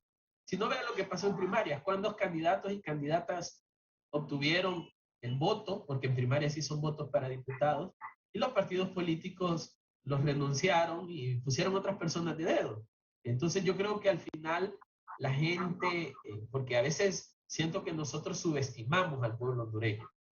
Siento que a veces los analistas pensamos que los políticos tienen un total nivel de manipulación, que el pueblo hondureño es esa ovejita o esos ratones que van atrás del canto de la flauta. No, también la gente entiende y entiende lo que pasa. Y me parece que el pueblo hondureño también entiende que este proceso electoral puede ayudarnos a solventar esa crisis. Por lo cual es ahí la importancia de la transparencia del proceso electoral, la gestión del proceso electoral. Y ya no, insisto, no voy a hablar de la calidad, hablo de la funcionalidad del proceso. ¿Eso puede detonar en agravar la crisis? Sí, pero todos deberíamos aspirar a que este proceso la solvente de una vez por todas y nos permita transitar hacia una ruta de mejora de condiciones del país. Honduras es un país que se ha empobrecido, Raúl, casi a nivel de miserable, donde no hay educación, donde no hay salud, donde no hay empleo, no hay seguridad, no hay desarrollo, no hay, o sea, servicio social, la gente todos los días vive para sobrevivir. Entonces, si pudiésemos a través de los resultados electorales, la pacificación de esto, la aceptación de los perdedores, porque ese es otro problema.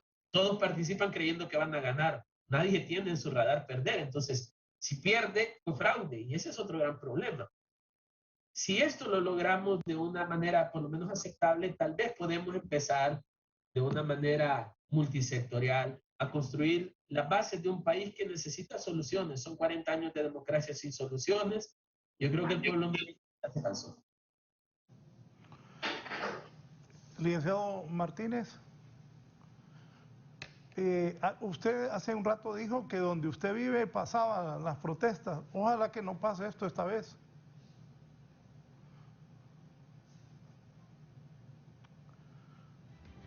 Aló, aquí estoy. Sí, No escuché la pregunta, discúlpeme. que hace un rato usted dijo que por donde usted vive pasaban las protestas en las elecciones pasadas.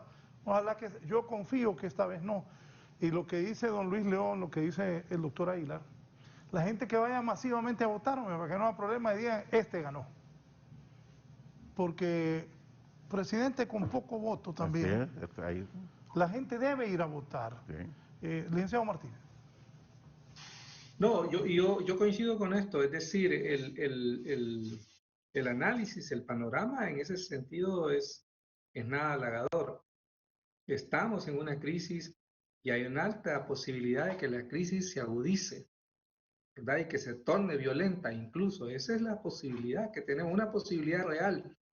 Entonces, frente a esa posibilidad real es que nosotros tenemos que trabajar, y coincido con usted, animar a la ciudadanía, en primer lugar, a que vaya a votar. Pero yo también coincido con Luis León, es decir, una cosa que va a motivar a la ciudadanía a ir a votar es que se genere confianza en que se va a respetar su voluntad, ¿verdad? Que se asegure que la gente vota por X o Y candidato, pero que al final vamos a tener ese resultado.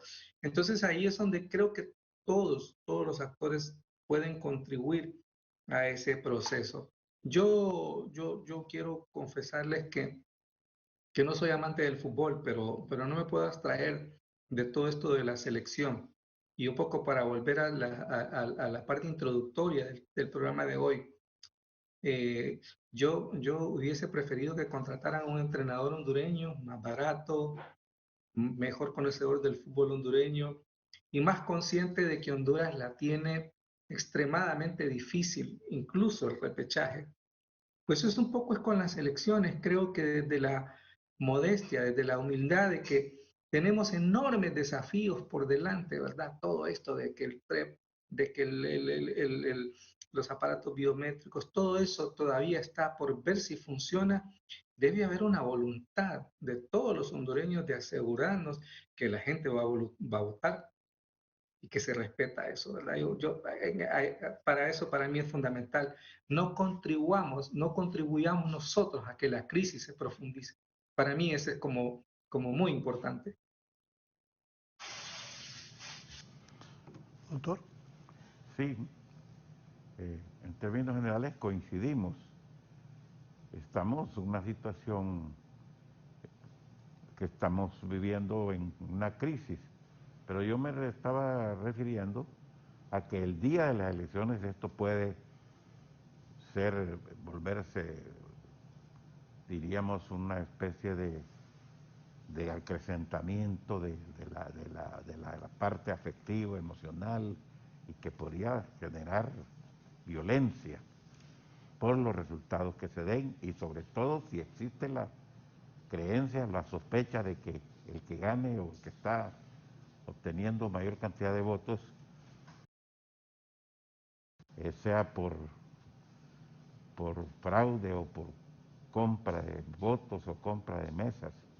Eso es importantísimo. Ahora, uno de los que están escuchando y viendo este programa le preguntó Raúl o sugirió que existe las probabilidades y el rumor de que se van a entregar las credenciales en blanco. Eso es importante.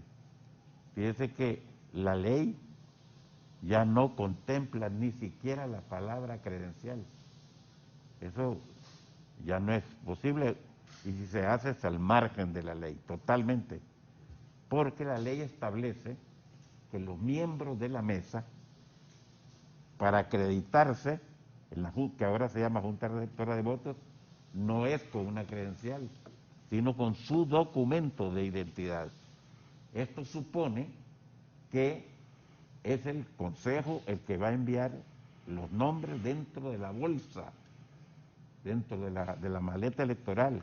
Ahí van a ir los nombres de las personas que integran o van a integrar las mesas a propuesta, por supuesto, de los partidos políticos. Y los que lleguen ahí son las que llevan su documento de identidad y se confronta con el listado, o se compara con el listado que aparecerá en la maleta electoral.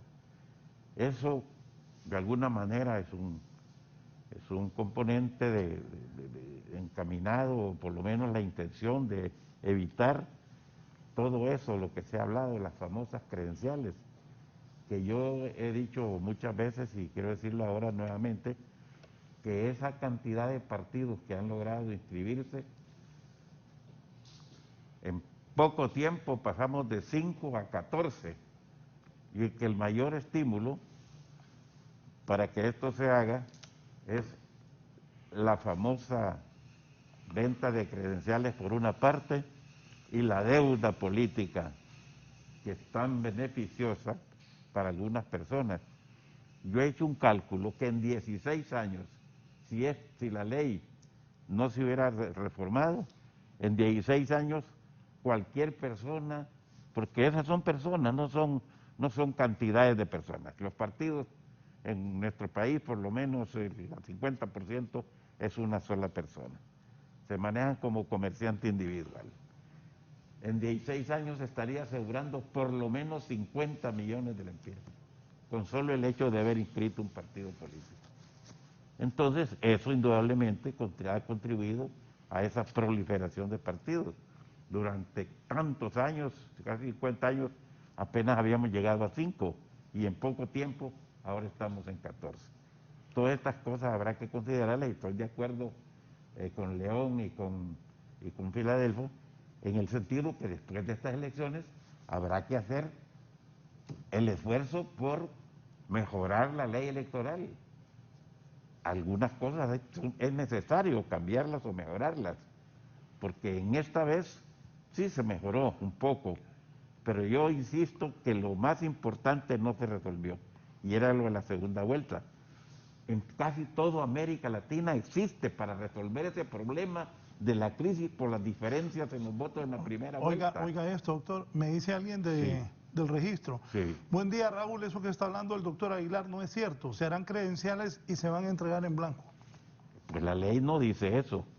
Eso sí, eso, que lo hagan o no lo hagan, yo no lo puedo asegurar. Ella trabaja ahí y bueno, es una fuente que no va a revelar sí, el nombre. por supuesto. Lo que yo le estoy diciendo es que si se hace, es al margen de la ley. No estoy diciendo que no se va a hacer. Lo se puede hacer aquí. Si se viola la Constitución, ¿cuántas veces no se va a poder violentar una disposición de una ley secundaria? Claro que lo pueden hacer. Yo lo que estoy diciendo es que si se hace es al margen de la ley. Y termino diciendo que lo fundamental, y yo creo que en esto coincidimos con León, que la reforma fue, aunque beneficia, se hicieron bastantes cambios, alrededor de 30 cambios en la ley para mejorarla, pero se quedó con lo esencial, que era lo que han sugerido los organismos internacionales. León bien lo sabe, tal vez con un lenguaje diplomático, pero pedían la segunda vuelta, porque esa es una forma de cómo se han resuelto las crisis electorales en casi toda América Latina. Ya solo México, Honduras, Panamá y Paraguay creo que no tienen segunda vuelta. De ahí todos lo tienen como una forma de resolver esas crisis que se presentan cuando las diferencias son reducidas o cuando hay sospechas enormes de fraude electoral. Luis. Sí, fíjese, Raúl, que yo también tenía entendido lo que su fuente le mencionaba, que van a entregar credenciales en blanco, acompañado de la verificación que habla don Augusto, de que es el asignado en la lista que se enviará por parte de los partidos. Lo que entendía yo era que no quieren, y que esa es parte, mire, don Augusto, Filadelfo y Raúl, no quieren que los otros partidos sepan quiénes son los delegados de la mesa, porque dicen que los van a comprar, o los van a amedrentar, o los van a amenazar, o cualquier otro tipo de cosa, pero lo que más circula es la compra. Entonces, a mí me preocupa que en Honduras quienes van a garantizar el respeto al voto sean comprables.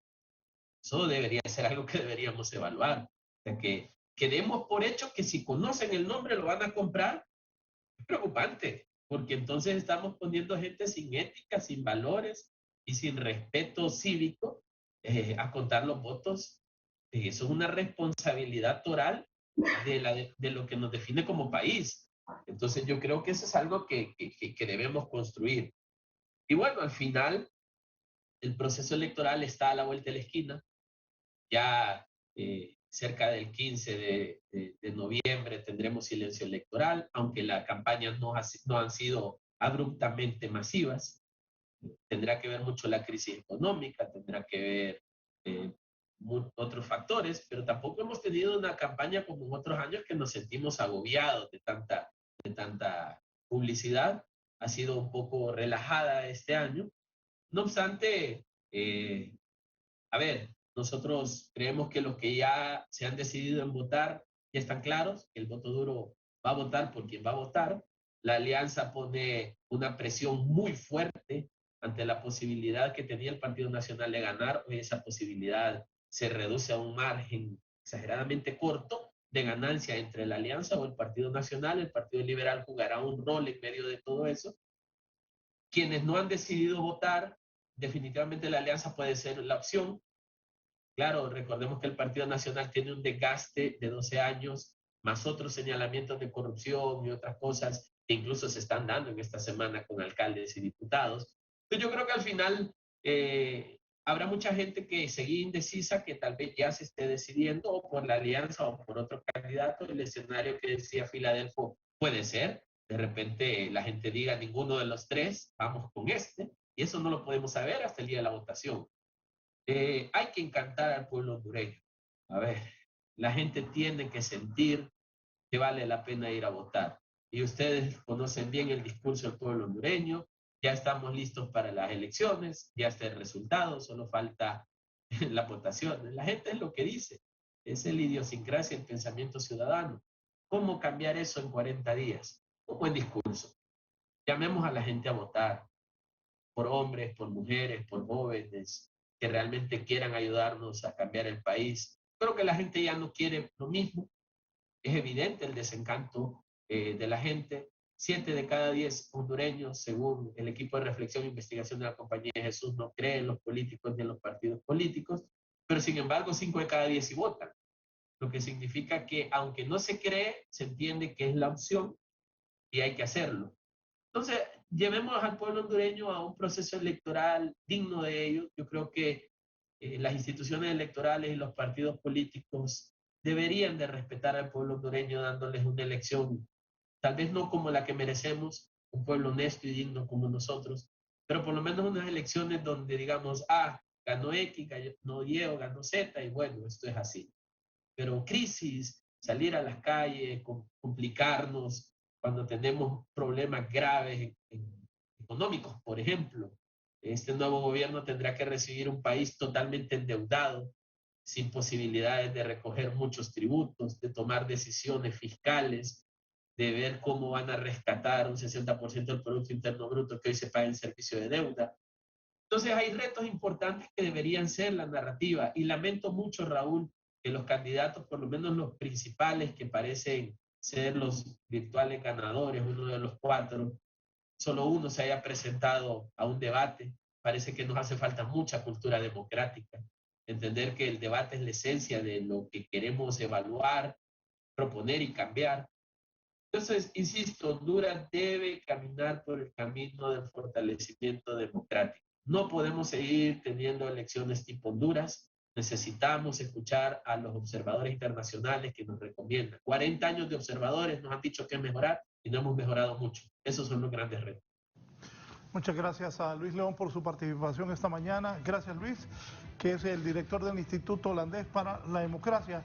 Licenciado Filadelfo Martínez, ¿qué le dice a la gente que le aconseja también? Hoy es 20 de octubre, el 28 son las elecciones de noviembre, estamos a un mes y 8 días de las elecciones. También de antemano, gracias, licenciado Filadelfo Martínez, por su participación.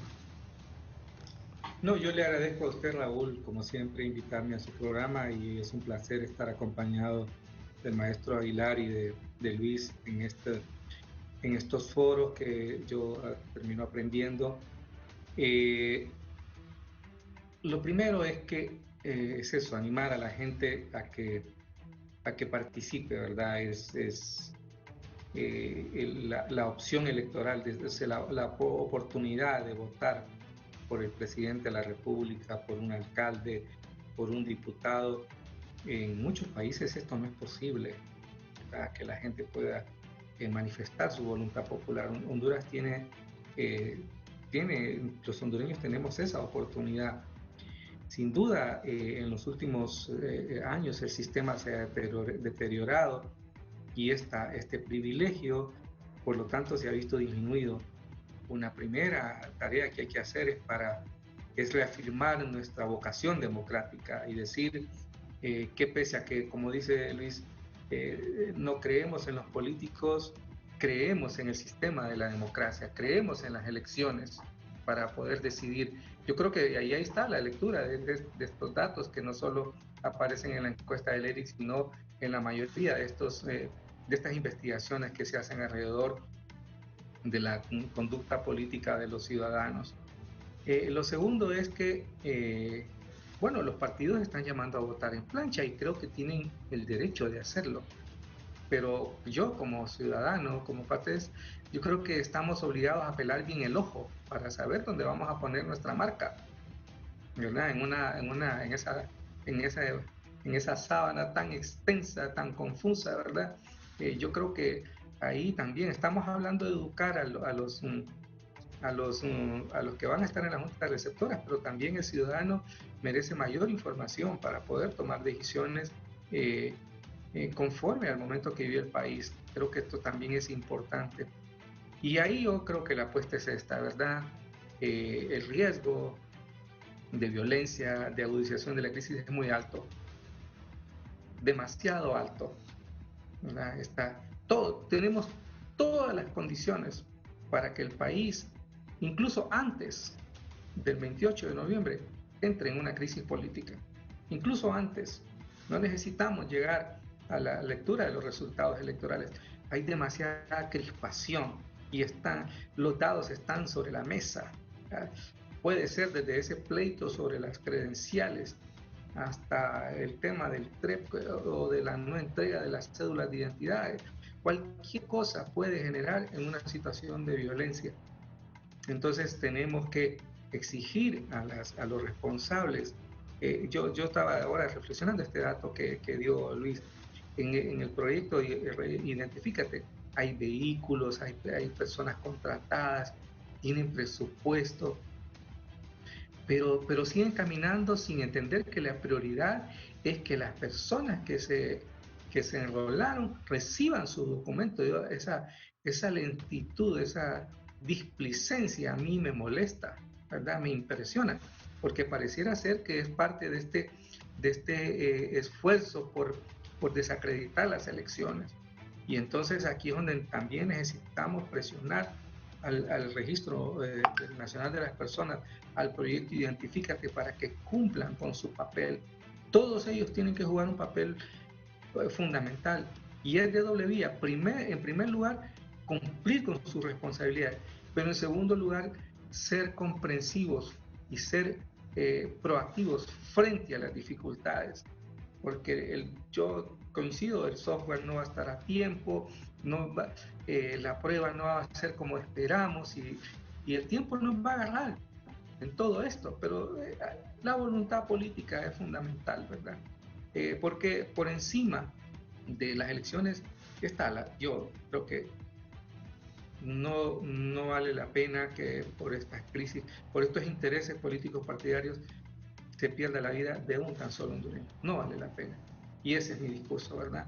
Apostemos a la vida, a la paz y a que tengamos elecciones para que Honduras después pueda debatir sobre cuál es la reforma electoral que se debe hacer, sobre cómo se debe integrar la mesa. Eso es para después.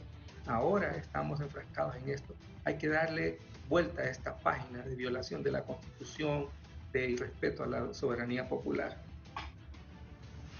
Muchas gracias al licenciado Filadelfo Martínez, que toca algo también súper interesante al final, bueno, en su participación a lo largo del programa, pero lo hablé aquí con el doctor. Un país tan pobre, como somos bien pobres, extremadamente pobres, gasta cualquier cantidad de dinero en política.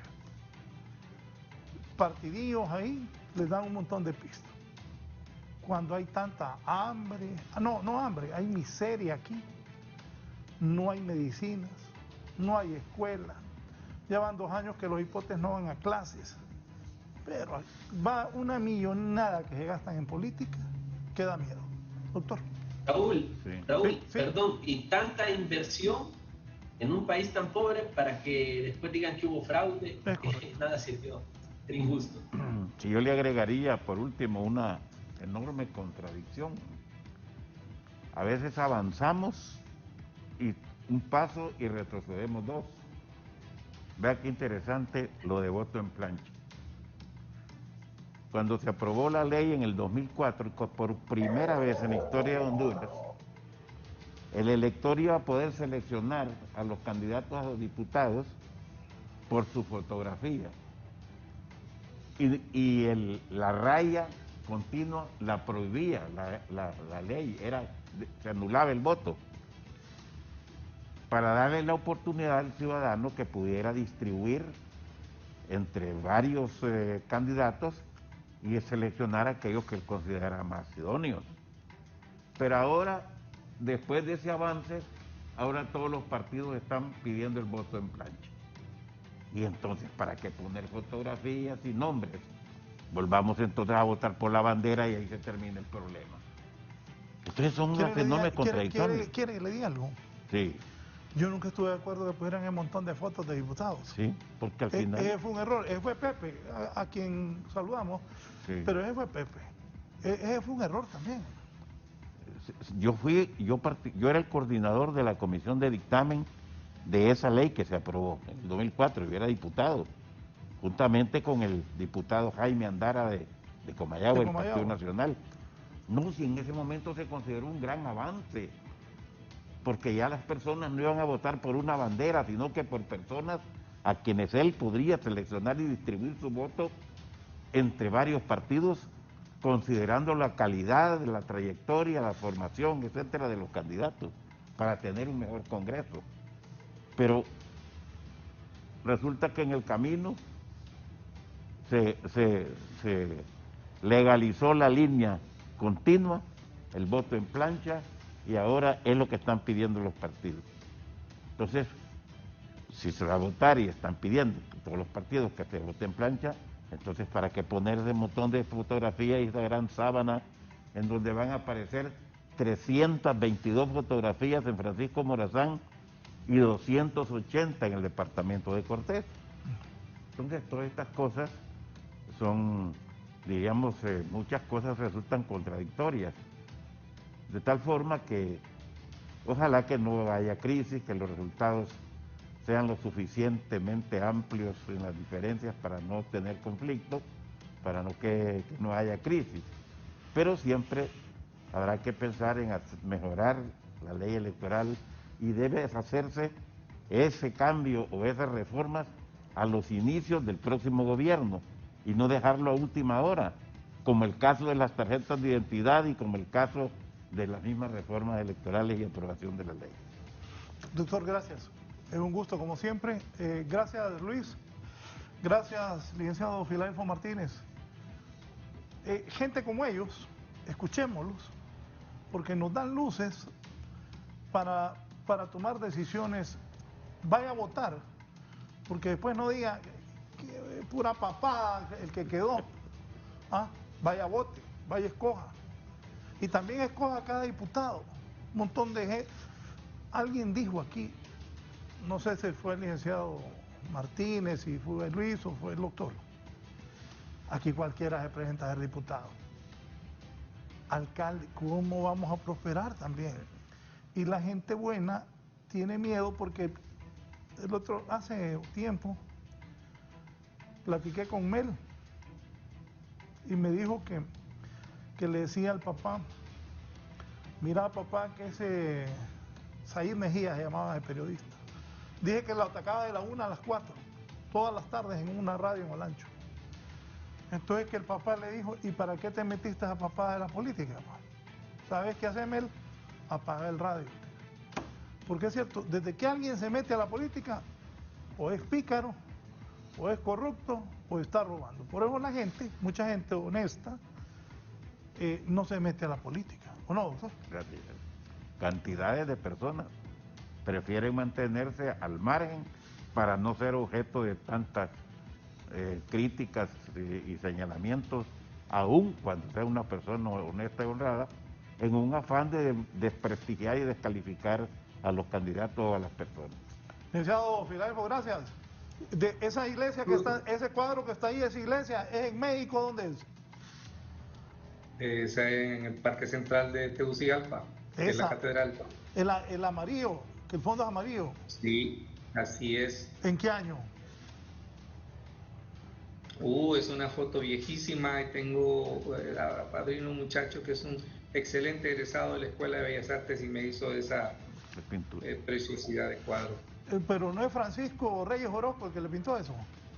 Ya quisiera. No, es un cipote desconocido, pero muy buen pintor. A mí me gusta el arte también y el doctor me dijo, pregúntale quién se lo pintó, me dice. Pero no quiere dar el nombre, veo. Es un cipote, además, es un cipote de la nueva capital. Qué bueno. Allá, ahí, y entonces yo en esto me ha hecho muy buenos cuadros. Este que está acá también él lo hizo, a ver. Ajá. También es del centro de Tegucigalpa y este me gusta por el estilo, ¿verdad?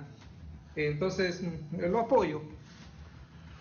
No, qué bueno, yo también tengo así algunos cuadros de gente que uno apoya. Es Francisco Reyes Orozco, alguien nuevo también que hace muy buenos cuadros. Y él se llama Brian Espino se llama. Gracias. Bien, gracias Luis. A la orden. Doctor, gracias. Un placer. Bien, me voy a un resumen rápido, gracias a mis invitados. Rápido les informo qué ha pasado en las últimas horas.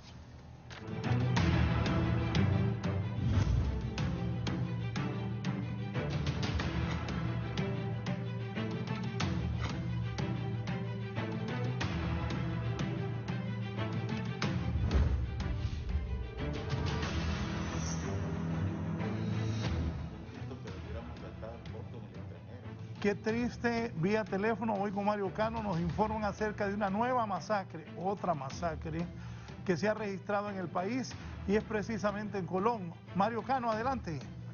Muchas gracias, licenciado Raúl Valladares. A esta hora de la mañana informamos efectivamente en el Bajo Aguán, en la zona del país, registra una nueva masacre. 3 personas han sido en una finca de Palma Africana, en las comunidades de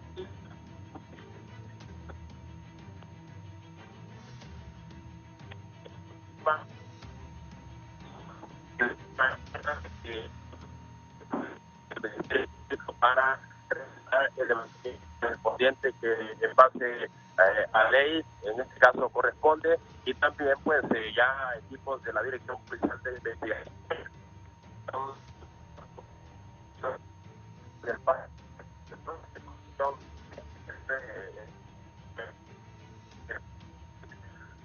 Más adelante tendremos detalles de esta nueva masacre de 3 muertos en la aldea Ceibita, en Tocoa, Colón. Mario Cano tendrá todos los detalles. Lamentable, platicábamos a mí con el doctor Augusto Aguilar de esta situación en el país. ¿Me decía algo del voto en el extranjero, doctor? Sí, este es un tema que nos quedó pendiente, pero que hay que considerar el enorme gasto o inversión que se hace y la cantidad de personas que votan. ¿Sabe cuál es mi teoría? Mínimo, 2.500 personas. Pues mi teoría es lo siguiente: ¿y qué hondureño va a querer ir a votar en Estados Unidos si la mayoría son mojados? ¿Ah? ¿Qué piensan? Me van a agarrar. Así es, en gran parte eso. Y la otra es que van decepcionados de los políticos, de los gobiernos y de la administración y de la pobreza, van huyendo y se desvinculan y pierden interés en los asuntos políticos y por eso se quedan y no van a votar. Sí, correcto eso que dice usted, decepcionados por lo que han visto en el país. Sí. Y aparte de eso, si no tienen papeles, Sí. piensan, si voy a votar me agarran.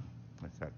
Me agarran y me deportan. Bien, más adelante en otro programa abordaremos eso del tema en el extranjero, el voto en el extranjero, que pienso que para un país tan pobre como nosotros es un gasto innecesario. Ya se encuentra en la Corte Suprema de Justicia Michael Dixon, hondureño que fue capturado ayer en el Caribe y que es pedido en extradición por la justicia de Estados Unidos. ¿Cómo piden hondureños extraditados porque están metidos a las drogas? Vamos, Gisela. Así es, buen día, licenciado, y a los televidentes de la entrevista. Ya ha sido trasladado hasta la Corte Suprema de Justicia, donde va a rendir audiencia de presentación el ciudadano Michael Dixon, quien fue capturado en las últimas horas en la ciudad de La Ceiba por suponerlo responsable del delito de tráfico de drogas y quien es solicitado en extradición por las autoridades de la Corte del Distrito Sur de Estados Unidos. A continuación, el comisionado Miguel Pérez Suazo explica cuáles son los delitos que se le imputan y bajo qué circunstancias ha sido aprehendido. Tenemos trabajos de inteligencia que permitieron la captura de este ciudadano y es así que el día de ayer procedimos y manejamos información que este ciudadano pues es la mano derecha de el ciudadano Freddy Mármol, que también ha sido solicitado en extradición y en estos momentos él procede pues a ser remitido a la Corte Suprema.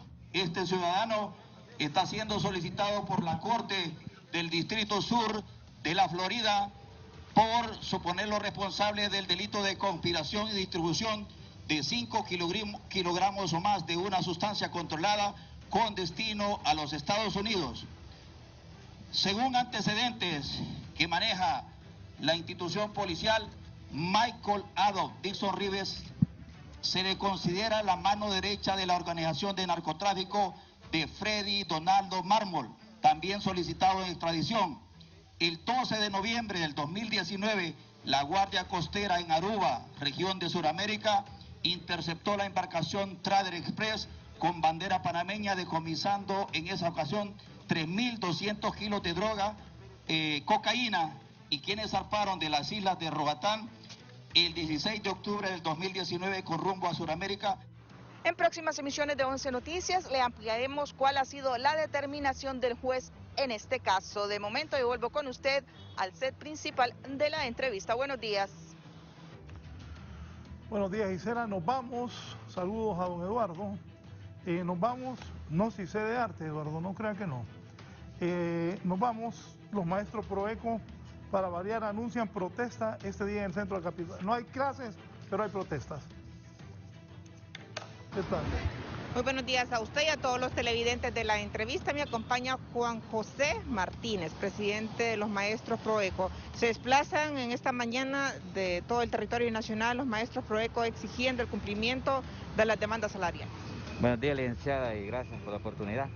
Sí, ahorita ya vienen en camino, ya vienen entrando a la capital, la mayoría de los docentes que decidieron venirse a hacer ese reclamo que desde años estamos exigiendo que los den permanencia, y solo por medio legislativo pues necesitamos que se los pueda aprobar este decreto el día de hoy. Entonces invitamos ahí o exigimos más que todo a Mauricio Oliva, que es el presidente del Congreso, a Tony Zambrano, para los que puedan agendar ese decreto para el día de hoy y sea aprobado. Nosotros a eso venimos ya no venimos por más, ¿cómo se llama? Popularmente paja barata. Ya hoy tiene que darse, y si no se da, pues ya nosotros procedemos a otras instancias, porque creo que no sería justo que maestros del sector oficial con 6 meses lo estén exonerando y nosotros con 22 años de firmar contrato no pueda el Estado resolverlo. ¿Qué tipo de demandas o qué medidas de presión harán si no se les da respuesta a ese día? Pues aquí en el país la última que hacemos ya.